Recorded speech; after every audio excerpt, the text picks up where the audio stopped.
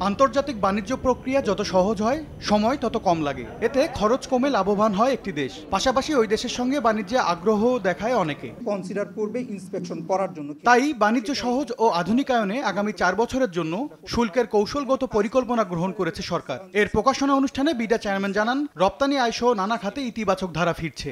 জুলাই থেকে ডিসেম্বর মাসে টোটাল এক্সপোর্টের নাম্বারটা বেড়েছে 13%। কন্টেইনার হ্যান্ডলিং ক্যাপাসিটি আমাদের জন্য চিটাং পোর্ট হচ্ছে সবচেয়ে বড় পোর্ট। চিটাং পোর্ট গত বছর রেকর্ড ট্রেড ভলিউম করেছে, সেইটার উপরে জানুয়ারি মাসে অলরেডি 7% গ্রোথ দেখা যাচ্ছে। এইটাকে ফ্যাসিলিটেট করার জন্য আমাদের যে ইনফ্রাস্ট্রাকচার এবং যেই সফটওয়্যার এবং যে ক্যাপাবিলিটি দরকার, সেটাকে আমাদের ইন প্যারালাল ডেভেলপ না করলে আসলে উই উইল ফেল। এ সময় এনবিআর চেয়ারম্যান বলেন, নতুনদের ব্যবসার সুযোগ করে দিতে কাজ করছে তার সংস্থা। জানান, আগামী বছর থেকে অনলাইনে আয়কর রিটার্ন জমা বাধ্যতামূলক হচ্ছে।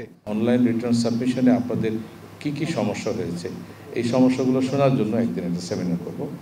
সেই প্রবলেমগুলো আমরা শুনবো এবং সেই প্রবলেমগুলো অ্যাড্রেস করব, যাতে আগামী বছর 1 জুলাই থেকে আমরা আমাদের অনলাইন রিটার্নকে পুরোপুরি কম্পালসারি করে দিতে পারি।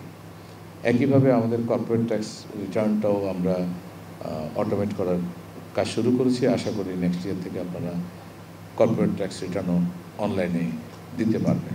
অনলাইনে কর পরিশোধ যত বাড়বে, স্বচ্ছতা ও রাজস্ব আয় তত বাড়বে বলে জানানো হয় অনুষ্ঠানে। কিছুটা করেছি, হোঁচট খাচ্ছি, আপনাদের সহযোগিতা নিয়ে। এম.এস. আরিফিন, সময় সংবাদ, ঢাকা।